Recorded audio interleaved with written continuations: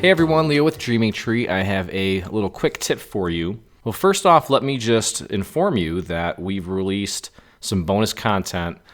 So if you head over to our website and click on Shop, and then scroll down to the section labeled Free Printables. Go to Free Printables, you'll see there are two things here. One is that we have some bonus captions. I'll explain what they're for. But we also have some new inserts. Okay, these are little inserts that you can put inside of a card. Now, these inserts and these captions were made specifically for this set of cards. Okay, these are kind of real simple layered cards. You can see here, they originally came with just blank little, areas for captions, but we've included some now that you can print then cut. But let me show you something real quick here. And I discovered, and maybe you already know this, maybe you don't. Most of the time when I think most people know something, they end up not knowing. So let me show you what I discovered today. The inserts, if I bring two of them in, I'm going to bring two of them in. Okay. And these need to be resized, obviously. So if we resize them, we need to resize them to 4 inches wide. So as long as this little lock here is locked and we have one of these highlighted, we can go into the width and set it to 4, press enter, and it'll automatically set it to 5.25 inches tall, which is what we need it to be here, okay? I'm gonna do the same thing here and set this to 4 inches. It'll automatically resize the height. You can see it's 5.25, even though here it has an extra decimal. Don't need to worry about it. That's 1/1000th of an inch. Your machine, I don't even think, is capable of differentiating between 1/1000th of an inch, so let's not be concerned about it. Okay, so once we have these here, it's already print and cut because it's a PNG file. Now, a couple things I need to show you here.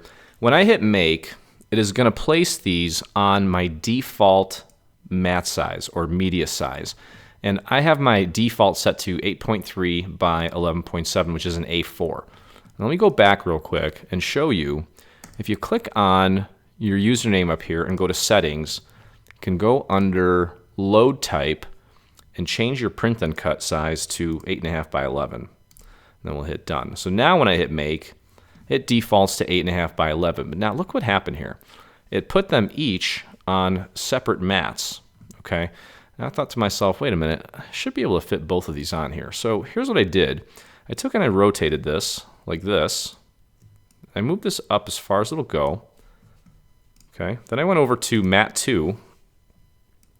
Took this and rotated it. I had to move it a little bit so it doesn't hit these little red areas here. If it hits the red area, it'll kind of pop back into place. Okay. And then if I hit these two little arrows here, I can hit move object. Okay. And I'm going to move it over to the other mat. And now look at that. So even though Design Space calculated, I should say, that I can't fit both of these on one mat, it was wrong. Okay, so I actually just kind of messed with it and moved one of them over onto the other one. Now I'm able to cut 2 of these inserts on one sheet of paper instead of having to waste an extra sheet of paper. So sometimes it's very helpful just to kind of analyze things and see if Design Space is doing its best as far as figuring out how to be efficient. And if it's not, and if you notice that, give it a shot. Try to move things from one mat to another. And as you can see here, I was able to print 2 of these on one sheet. So that is your quick tip for the day. If you enjoyed this video, please consider hitting that subscribe button on our YouTube channel. Hey, thanks for crafting along with me. I hope you enjoyed this video. If you did, check out some of our other videos and please consider hitting that subscribe button.